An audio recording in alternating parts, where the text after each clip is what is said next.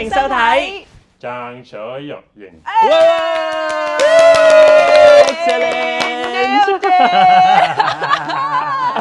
Kelvin, we need to have a proper introduction of our fantastic guest today. Of course, we have here Mr. Ken Wakia from Kenya.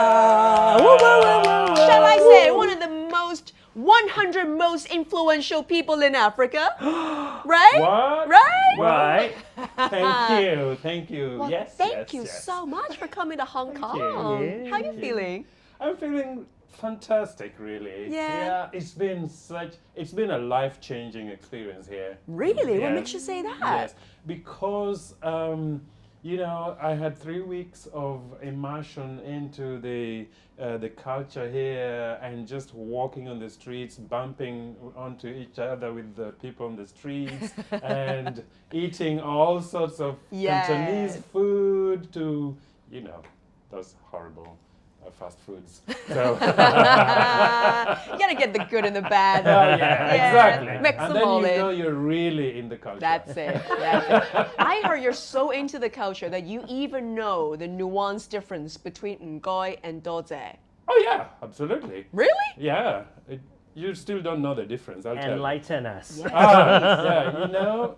So if you go to a supermarket, for example, and someone serves you and you pay for it, you go Ngoy. Okay. And if someone gives you something really special, like a present, something that is special and it's free of charge, they give it to you, you say, Dote. Whoa.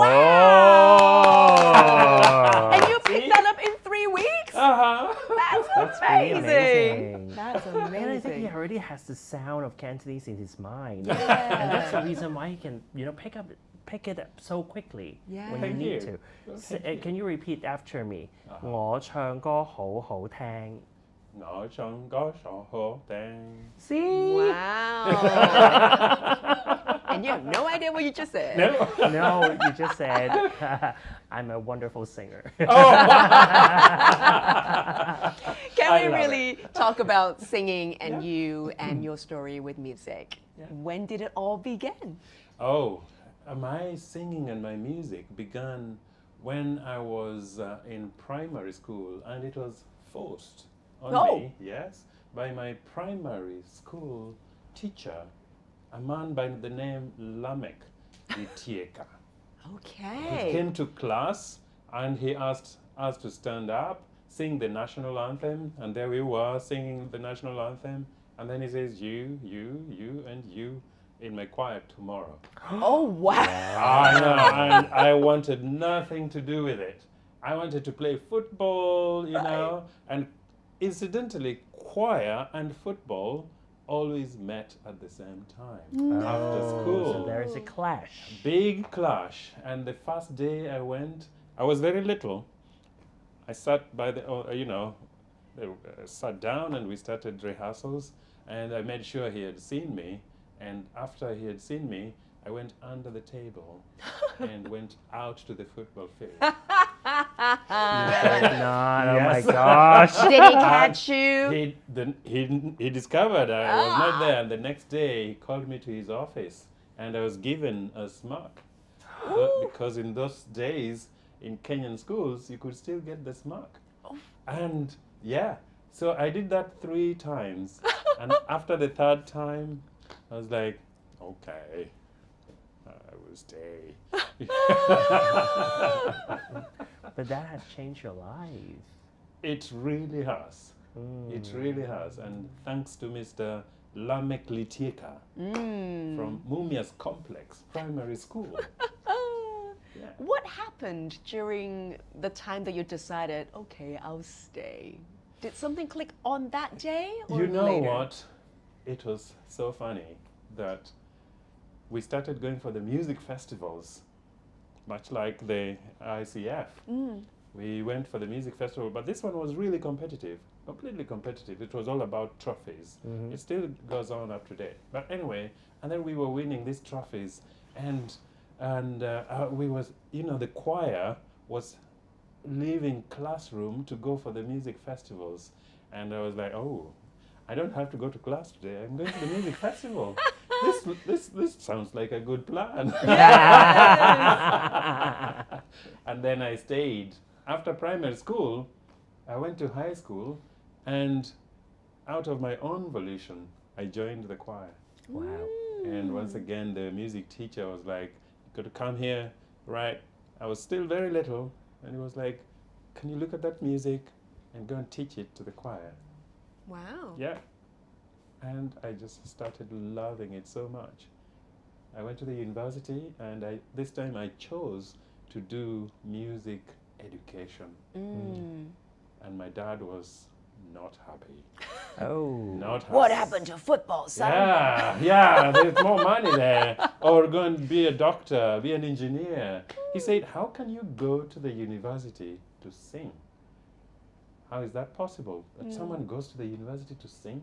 Because the concept of academic music was never there amongst our parents. So he was mortified that I was going to the university to sing. Wow. Yeah. So how did you convince him that you knew what you were doing? It's so funny.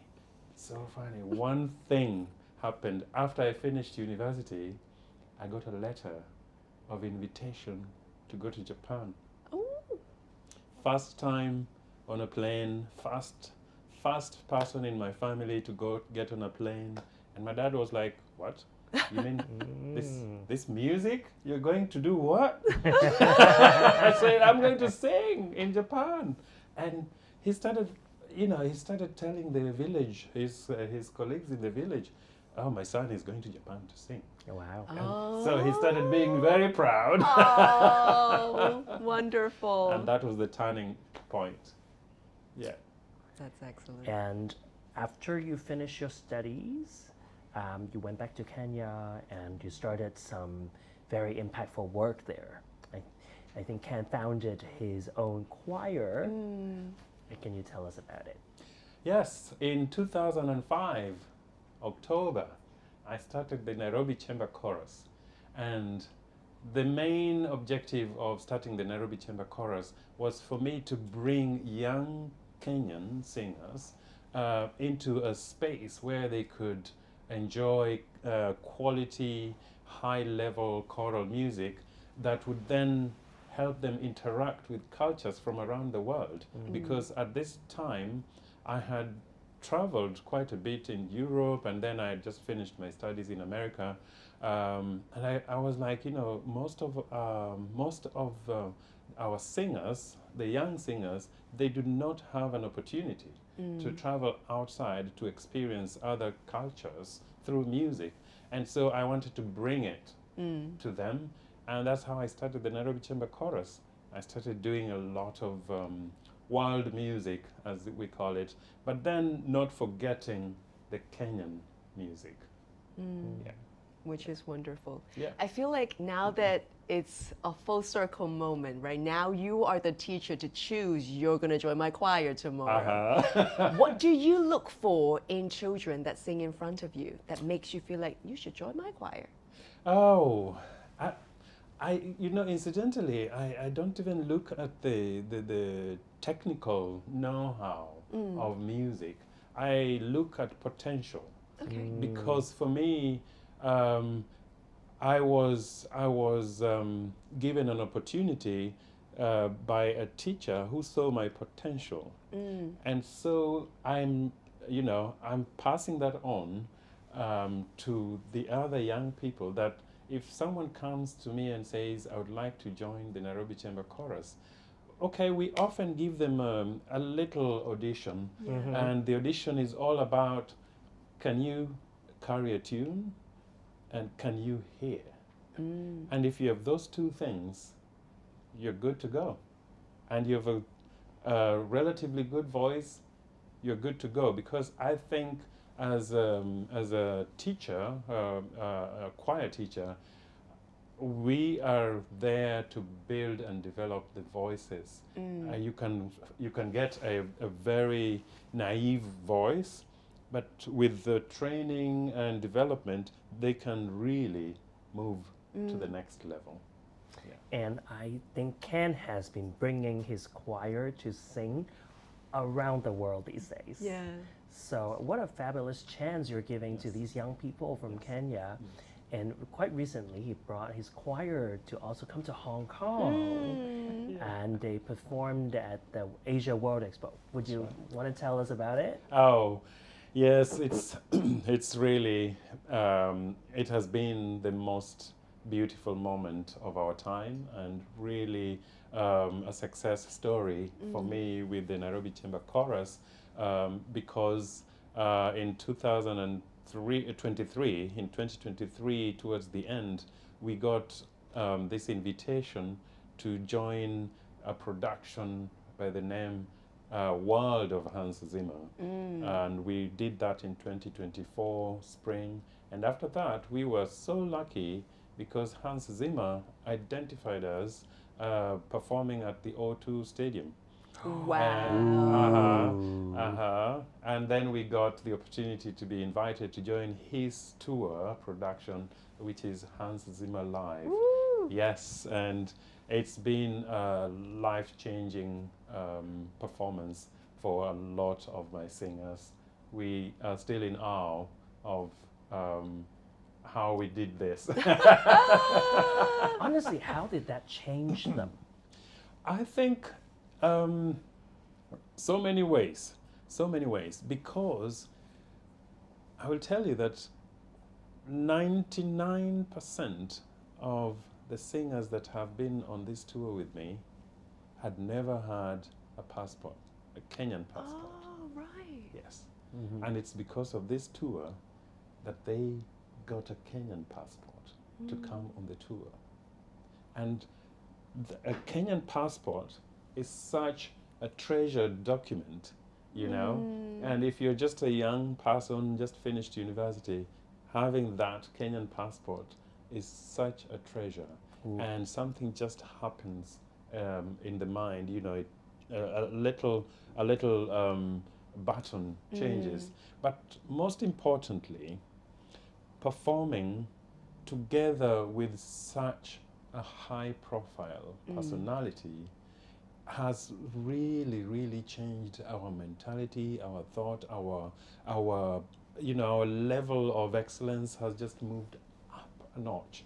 And the most important for me though is the backstage. The learning that goes on backstage for us is incredible, because even coming out and seeing 10,000 people in the audience is incredible, but the backstage, for me, the singers, seeing what goes into a final production that people see on the other side is just an incredible experience that I can't even begin to explain. So in Hong Kong, we often emphasize that by singing in choir, kids are given amazing opportunities to develop confidence. Absolutely. To explore how they can work with other people as a team. And there are also many value education opportunities when they sing in a choir. They learn to be a person with perseverance. You know, they realize that all the hard work will go into the final product of their performance. And so throughout the past 3 weeks, have you seen anything like this that you would like to share with our viewers? A lot of it. You know, I think just the fact that you stand next to me and next to her, and we are producing different sounds that at the end is such harmonious, and the audience appreciates that production. I think it's what really binds the three of us together. And when singers stand next to each other with one objective, that really unifies them, because they understand that they're all working towards that one production. And I've seen the level of excellence in this country is really unmatched. And the kids are so hardworking.